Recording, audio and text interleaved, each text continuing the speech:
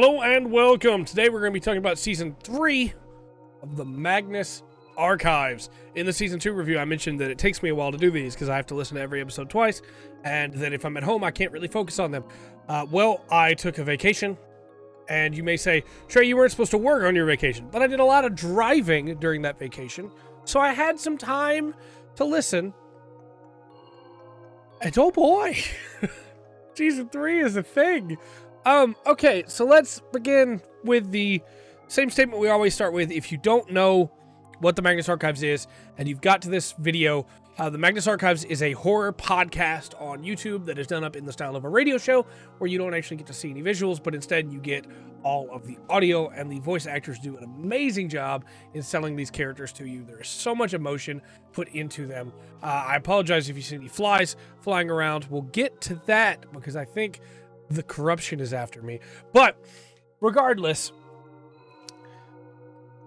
it is a horror podcast about fears. And so if there is something that you're afraid of, you're probably going to find an episode about that fear that is specifically going to terrify you. So if you're the kind of person that loves to be terrified or to have your brain shaken, then this is the show for you, in my opinion. And also, if you're the kind of person that just really enjoys slowly piecing together a narrative of mentions here or mentions there, or this little bit here, this little bit there, and then it all comes together into a really wonderful story that I like a lot. So definitely something that I think you should check out if you enjoy any of those things. And even if you don't, maybe give the first episode a shot, see what you think, because Anglerfish is an incredible episode to start the series off with. I cannot wait already for my re-listen after I finished it, with all the context that I already have for what changes that, because it is so not what I thought it was. I love this series. Okay, so from here on out, there will be spoilers, because I don't know how else to talk about this without spoilers. This is the third season review. This is episodes 80 to 120. And if you made it this far and you still have not yet watched the show, you should probably watch the show. That's all I'm saying. The green screen is now acting up on me too, because everything wants to break. So, let's talk spoilers. Season 3 starts with a guest from Mr. Spider, which is a very chilling start. It is not at all where I thought we were going to be starting with this, but I think it's a good way to start. It ties back in the Lightners. It ties back in everything there, with also how Jonathan himself, good old Johnny Sims, how he wound up in all of this. What started it, and what was after him to begin with, as we're going to get into in a little bit, because man, there's some stuff that happens here. I've got all this anxious, nervous energy because I'm trying to be good and talk about the episodes in order, but I just want to skip to Jared Key. I just want to get to Gerry. And so,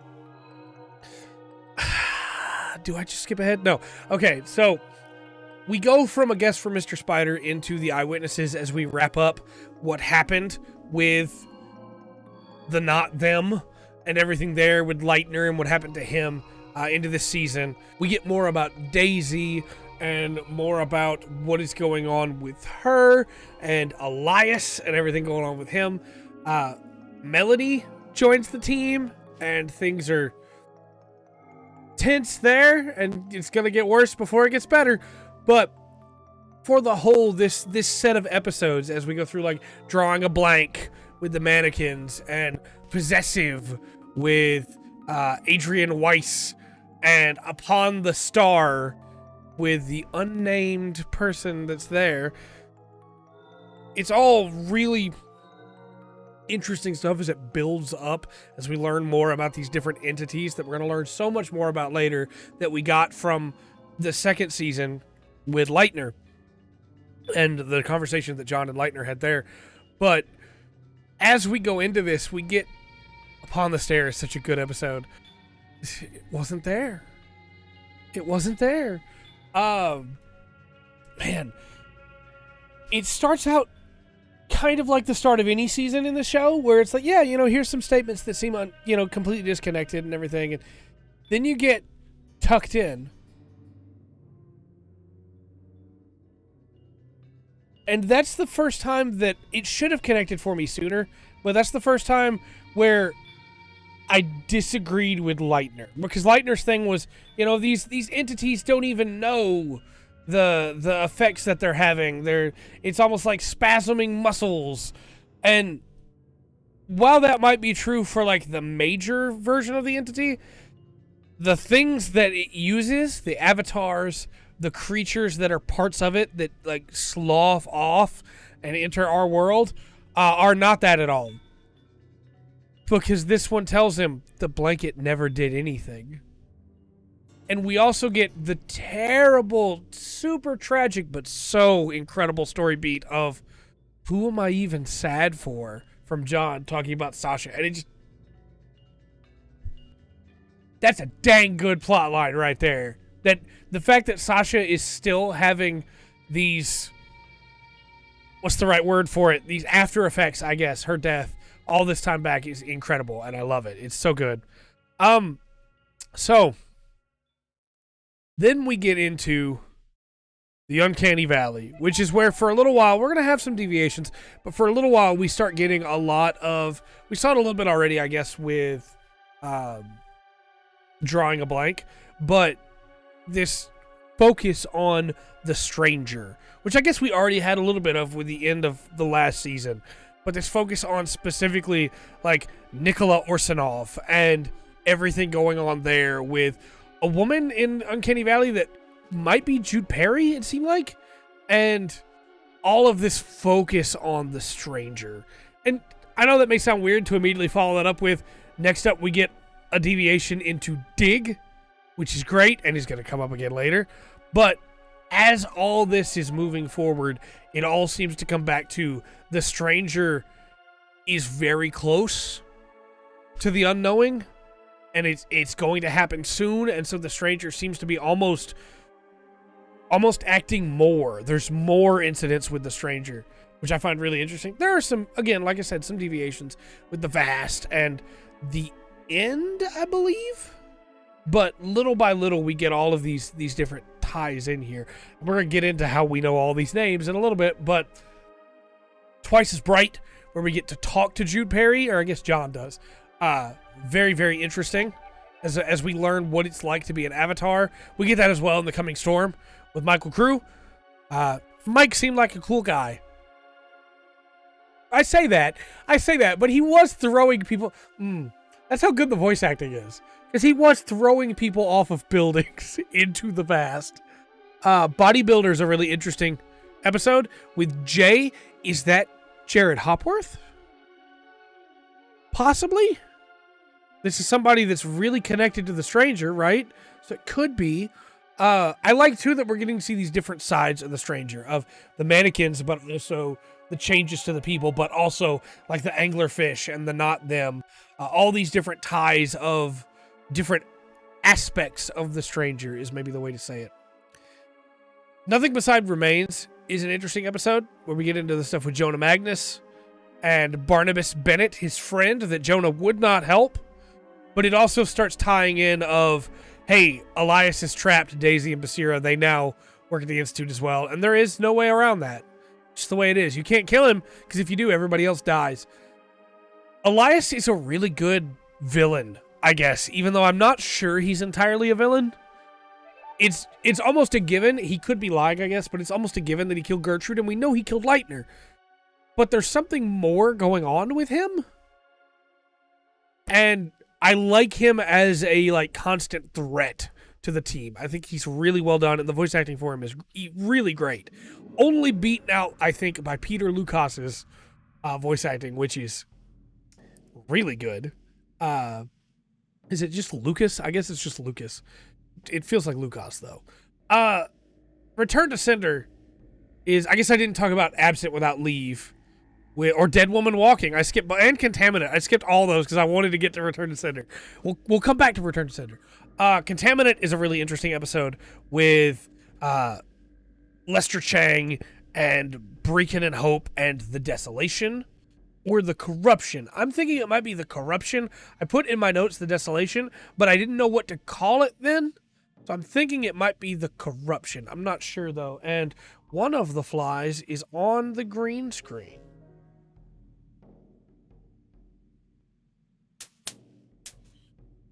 You won't get me today, corruption. You won't get me today.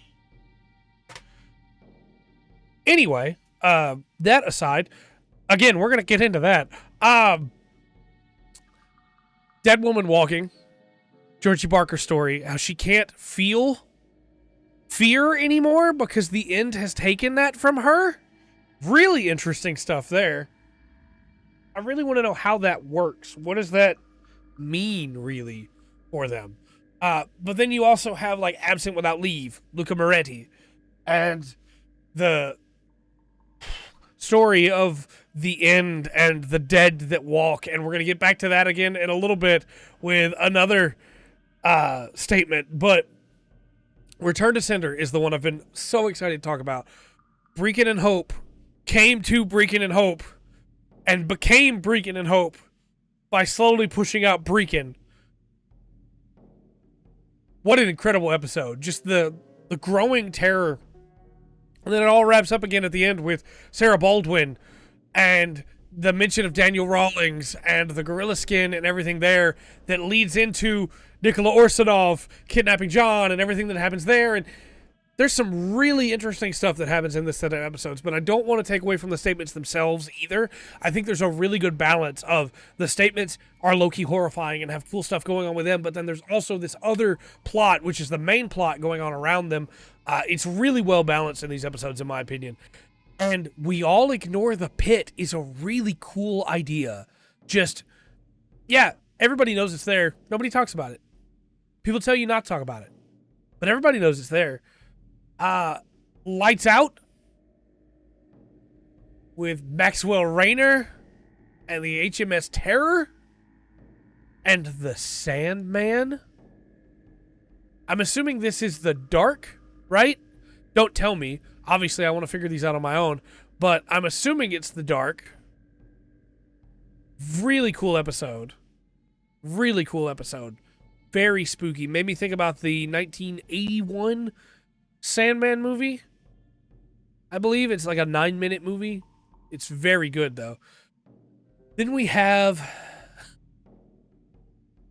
Dust to Dust, which is a Gertrude statement where a lot of different things are mentioned, including Jan Kilbride, Brecon and Hope, and the dust that, like, slowly seeps in on people as these dust storms come up.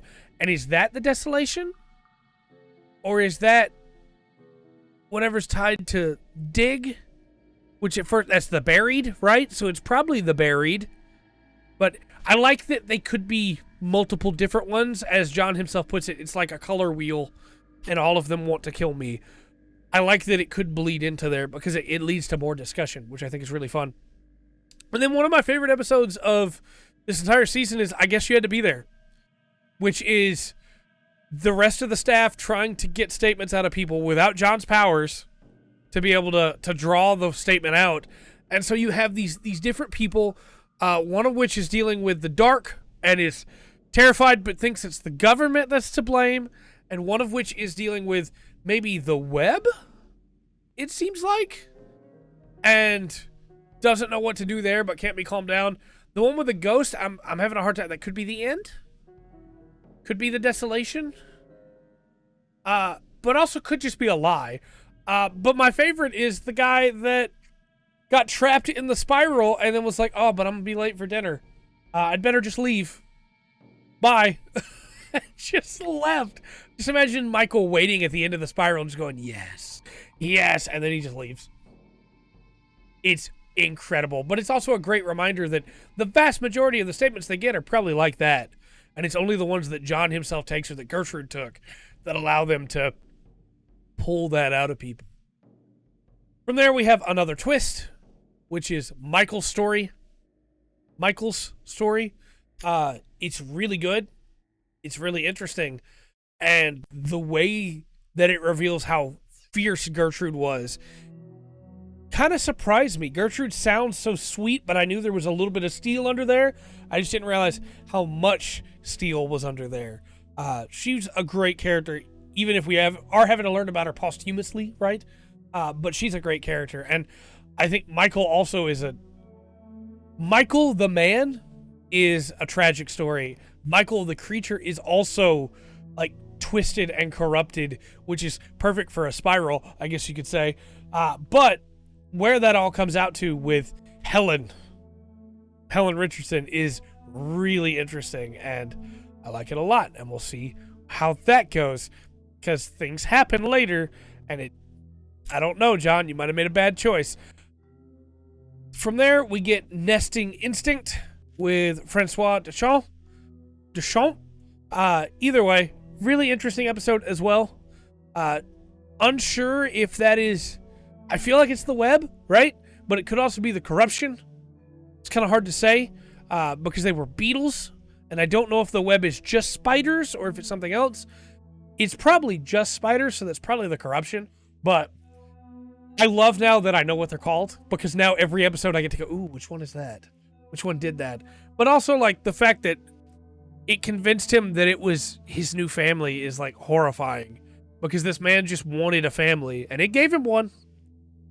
Cruelty Free is next with Dylan Anderson and The Pig. The Pig. And so that's definitely the flesh, right? The realization that's going to come later that makes it all make sense, they are everywhere, is really cool, and I like it a lot. I'm excited to see what else happens there. Obviously not with the pig or with Mr. Anderson, but, you know, at the same time, the flesh is definitely doing things as well, and the statements that come from the flesh are always more out there, I think, than the other ones. So I'm excited to see what comes next from there. Then we have sneak preview, which is Tim talking about his brother and the circus of the other with the stranger some more. Again, really excited to see how that all turns out. I say see how it all turns out. I mean, I guess I know, but man, Eye Contact is it's a cliffhanger. I guess Stranger and Stranger's a cliffhanger. We're going to get to those, but I want to know how that all resolves, and I'll find out. But it does make me like Tim a lot more, and especially with what happens later. I like Tim a whole lot. Then we get Total War from Charles Fleming and the dead that follow. Not the dead that walk, the dead that follow. And how they descend upon people that have captured him, and how he wishes at some point they'll descend on him.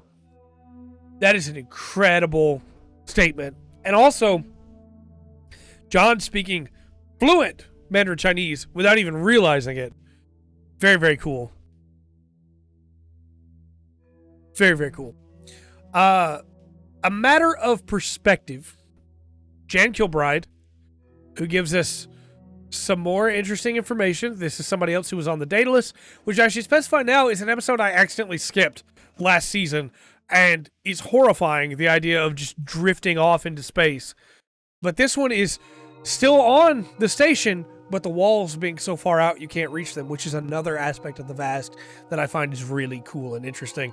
So hopefully eventually we'll get the final statement there from Manuela Dominguez, but it's really cool stuff going on the data list. Third Degree is next from Howard Ewing, which is the burning train, and ties in some more stuff with the desolation and everything going on there. Just the fact that they're calling for him. Terrifying. Monologue is next with Adonis Barros and The Lonely. We don't get to see The Lonely very much up until this point. It's only every once in a while.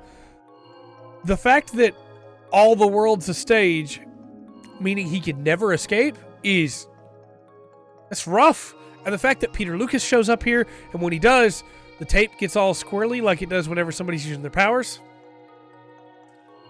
I feel like the Lucas family might be tied to The Lonely. So I feel like that's what the cemetery was, right? Was The Lonely, and the stairs, that's probably The Lonely, though it might be the dark. But I feel like they're tied into that somehow.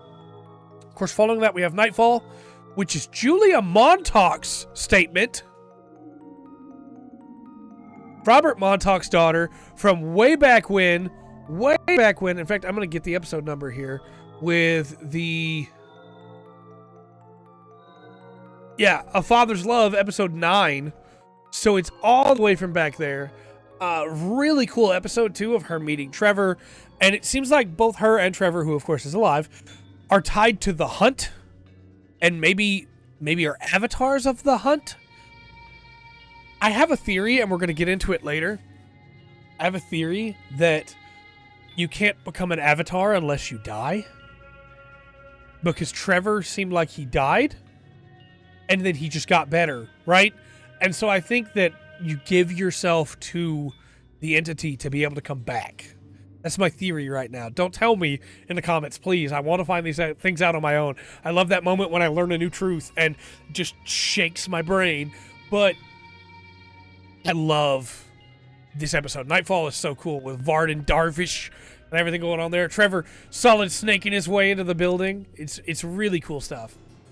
Creature Feature is next with Alexia Crawley, and that's a really interesting episode as well, with the web and Dexter Banks and the book that he remembers that made me think at first it was Jürgen Leitner, but now I'm thinking it might not have been a book at all, and it might have just been the web encroaching on his mind.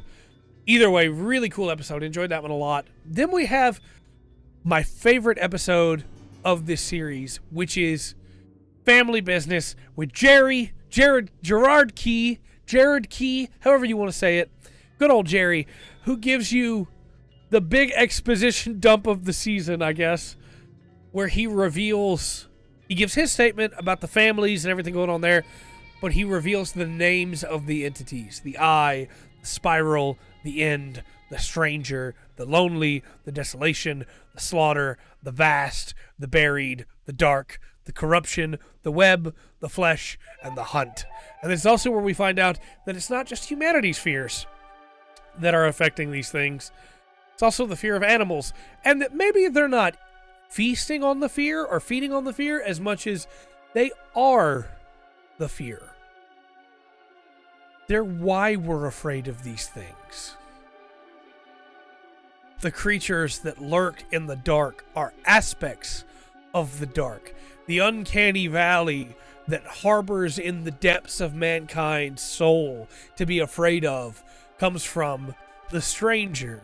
The fear of being watched and being surveilled and never being alone is the Eye, whereas the fear of being alone, completely separated from everything else, is the Lonely. These creatures that preyed upon primordial man and ingratiated this fear into their minds and their beings so that they could continue to hunt them. It is incredible, and I love that revelation, because up until this point I was like, well, these are probably like cosmic creatures that are just hunting people because they're utilizing their fear. But no, these are the fears. I love it. It's so good. The Magnus Archives was already one of my favorite like horror shows, but it just like jumped up with that. It's so good. So that recontextualizes everything, right? And makes me really excited to go back and listen to everything.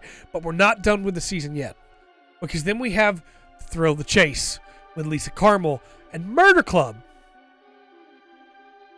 where now, of course, I know that's the Hunt that was orchestrating that. Breathing Room comes next with Adelard Decker, who is obviously very important. He's the one that bound the Not Them to the table to begin with. And he's working on the End and trying to figure out what's going on there. He originally thought it was something else. His little pet project, he calls it, which I have another theory for, and we're going to get to in a little bit with Anya Vallette. But he winds up dealing with the End. And, man, there's so much I want to talk about. The fact that it makes it look like carbon monoxide. You know what else was like carbon monoxide? In The Kindly Mother, that's the way her dad died after her mom was replaced by the Stranger. By the Not Them. So was it the End? Justin Go seems to be an avatar of the End? And is that where the vampires come from? The End? Are all the vampires avatars of the End? Because he had blood dripping down his mouth and it didn't look like he was breathing, so that sounds like it to me. Are all the vampires actually the people that have made deals with the End and after playing the games? Because I don't think so. Because the one guy seemed like he was talking, but was he just instilling that into the tape recorder or into the statement for the person who was writing it down. There's so much. So then, after that, we have Cracked Foundation with Anya Valette, which is back to Hilltop Road, and the 8 spindly arms that pull her through a crack in the wall that deposit her in the past. But everything is different, and this is my little theory, and this is, I think, what Adelard Decker's getting to, and please do not tell me if I'm right or if I'm wrong. I think there is another entity that is not one of the 14 that works in dimensions. And it could just be like an extension of the web, where they're caught in the web and pulled into a different dimension, because the 8 spindly arms made me think about that. But I think it is a alternate dimension that Anya Valette has been pulled into, and that's why all her friends seem distant, and everything seems different, and nobody can find her when they go to hunt her down for further statement later. I think there is a 15th entity, and it can pull people between dimensions. And if so, that would explain so much. There are so many little moments of like, this person couldn't be reached for comment, or this couldn't be found, that I always just went, well, they probably died. What if they didn't die? What if they got pulled away? I really want, and I think like the distortions rooms are like an alternate dimension anyway, right? So like it's theoretically possible. I could be completely off on this, and please don't tell me if I am, but I really like that idea. Not today. It's such a cool, like, Sutton twist that makes me go, whoa. Following that, of course, we have Taking Stock with Mikhail Salesa, who used to work for Jürgen Leitner. And what I assume is the flesh, the churning machine, could be the slaughter, I guess, but I assume it's the flesh. This was an okay statement. I feel like by this point we already know what's going on. Whenever you tell me, yeah, there was a meat grinder, I'm like, okay, well, this guy's about to like, and when he grabbed it immediately, yeah, he's about to like grind up his own arm or something. That's gonna happen. That's just a gimme. But the realization that Salesa used to be one of Leitner's assistants is really cool. It's why he probably got caught up in everything he's caught up in. There's some cool stuff in this one, but the biggest surprise is Helen coming to John for help and getting shot down. And what is that going to mean for John? Is Helen going to wind up becoming an enemy and try to kill him the way that Michael wanted to? We'll have to wait and see. From there, we have The Show Must Go On. Abraham Jansen with the Mechanical Turk. Really interesting setup. And from this point to the end of this season, it's all The Stranger, right? This is building up to the end, so we have all the stuff about The Stranger. It's a cool episode. I think that it is the calm before the storm, so it doesn't shine as much as Testament, Masquerade, and Stranger do, right? But from there, it is the rolling ball of the Testament, a staff of the Magnus Institute, with Martin burning the statements to get Elias's attention so that Melanie can do what she's got to do, and getting a memory of his mother shoved into his head for it, as Elias didn't think he would do it.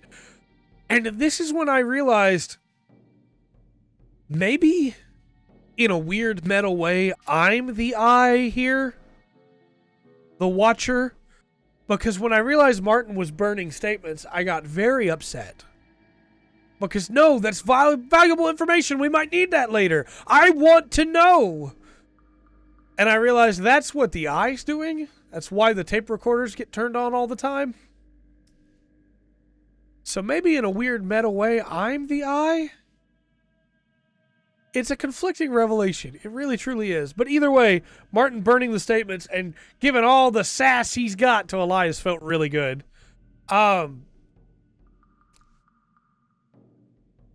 Everything to do with the actual going into the unknowing ritual and trying to take it out is rough. It's really good. It's really good. But man, the Calliope starts up, and Stranger and Stranger starts with the Calliope instead of the normal music in a way that I found really unsettling. We get all of the different people's reactions of them not being able to know who they are and not knowing what's going on, and Daisy going completely feral, which leads me to believe that she is giving herself to the hunt, and it seems like she dies. Seems like she gets trapped in a coffin. We'll see how that actually turns out. If she does, I feel like that could mean she becomes an avatar of the hunt. Because again, that's my working theory. But Tim and John both having to deal with like these people trying to taunt them. Tim not giving in because of his brother, right? John absolutely giving in. And dealing with what is Gertrude and Leitner saying it's his fault that all this has happened. And which must be really interesting for the man that records John's voice lines, Jonathan Sims, the man, not the character, because that's his parents voicing those two, I believe. So that must have been fun on the editing floor to listen to. Either way, Basira choosing not to give in, choosing to focus on who she is, and if she is, then there must be a where, and if she can find that where, then everything will work out, was really cool to me. I liked that a lot. I like Basira a lot, and the fact that she was able to anchor herself when nobody else was is really cool to me.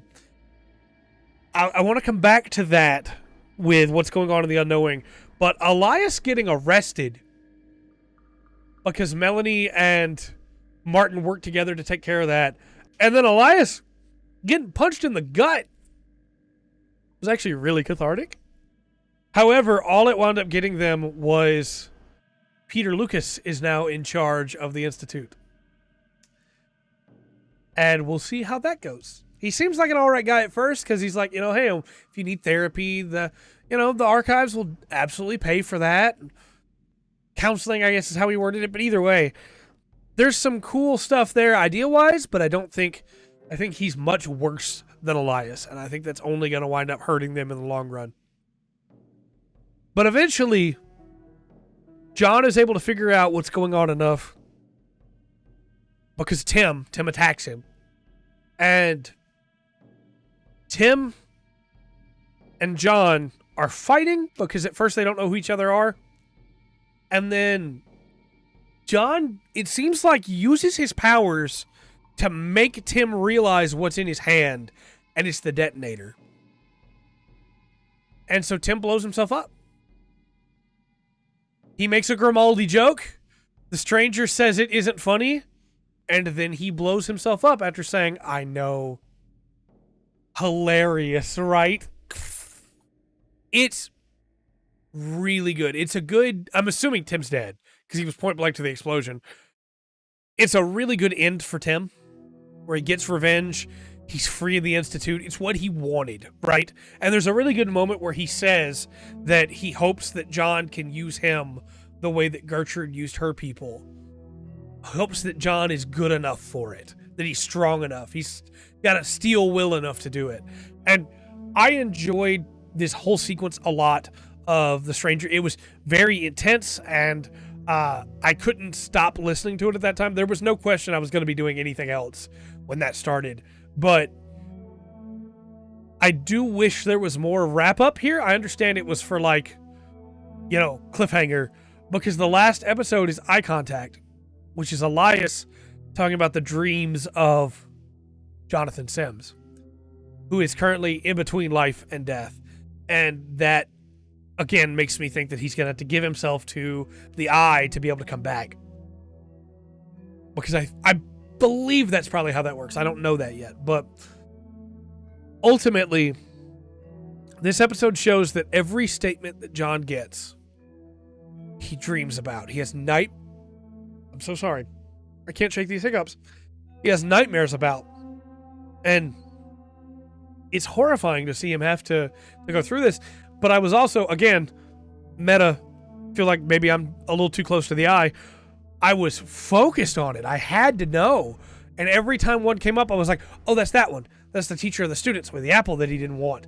That's the woman with the keyboard that is now locked inside and she has to eat it. That's Daisy and the coffin on the side of the road in the back of Brinkin and Hope van. each one, I was like, yeah, there's that one, that's that one, that's that one. And again, maybe that's part of the problem, but it shows that they're all becoming a part of who John is as he learns more about him. The knowledge is a part of him in a way. And I find that really interesting. Ultimately, it's all going to depend on the start of the next season to figure out what's going on, how this all wrapped out. But my assumption is they stopped the unknowing.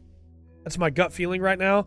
And if so, good on you. Good job, Magnus Archive staff. You did a good job. I wish I'd got more of wrap up here, but I understand that's how this show works. It's cliffhanger, and next season we get the wrap up, right? But as of right now, absolutely adore Magnus Archives. This was an incredible season. These reviews are just getting longer and longer as we go, and I can't wait for season 4 because I only have 2 seasons left to go. Episodes 121 to 140, and then 141 to 200. No, that's not how that works, is it? Thought it was 40 episodes a time, but it'd be 121 to 160. That was my math. I did math wrong. To 160, 161 to 200. So, lots more still to go. Little over halfway. Stoked for more. Let me know your thoughts in the comment section down below. And until next time, I've been Trey. This has been The Full Spectrum. Remember to always enjoy the full spectrum that the Magnus Archives has to offer.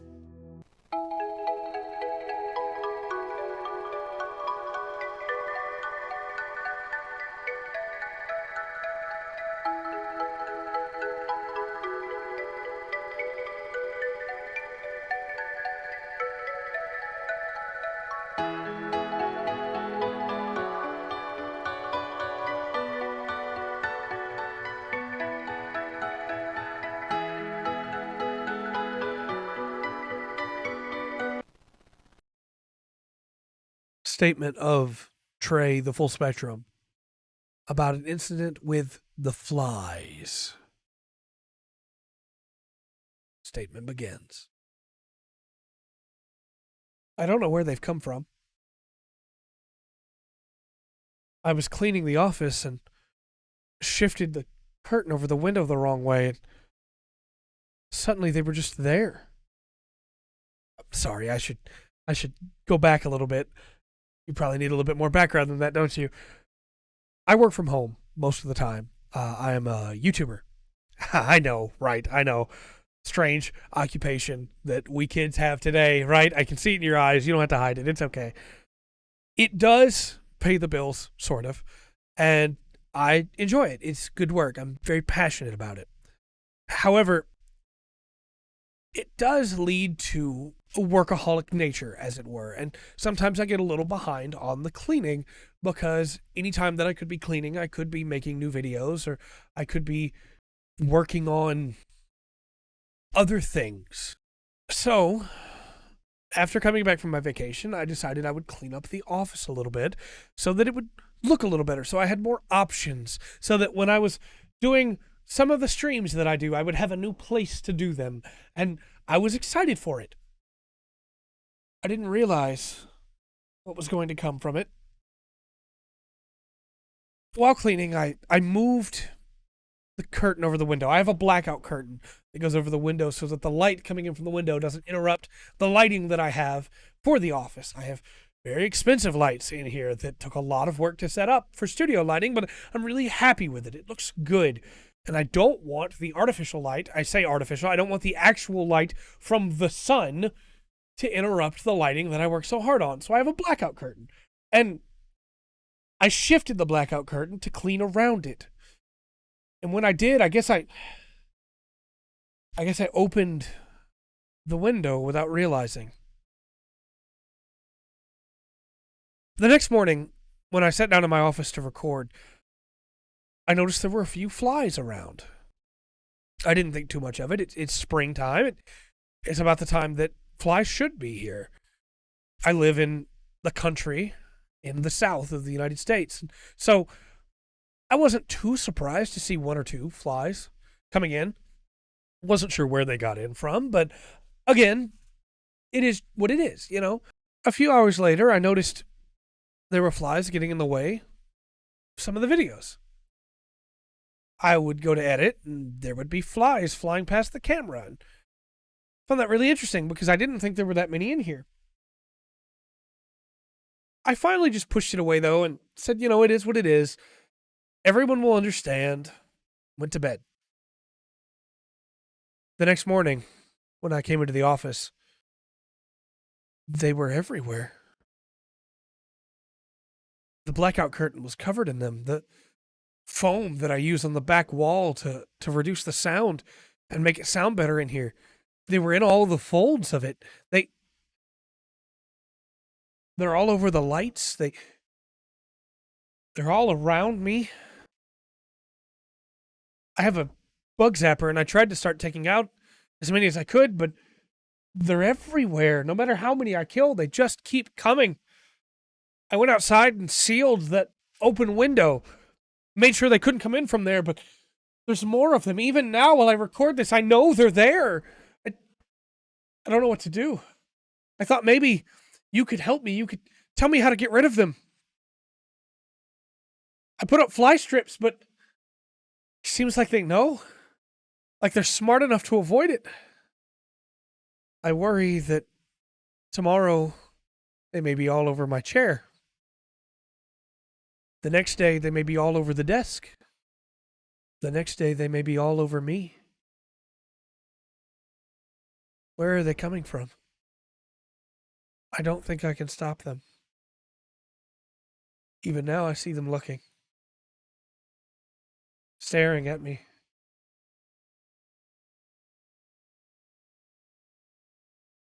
I don't think you can help me.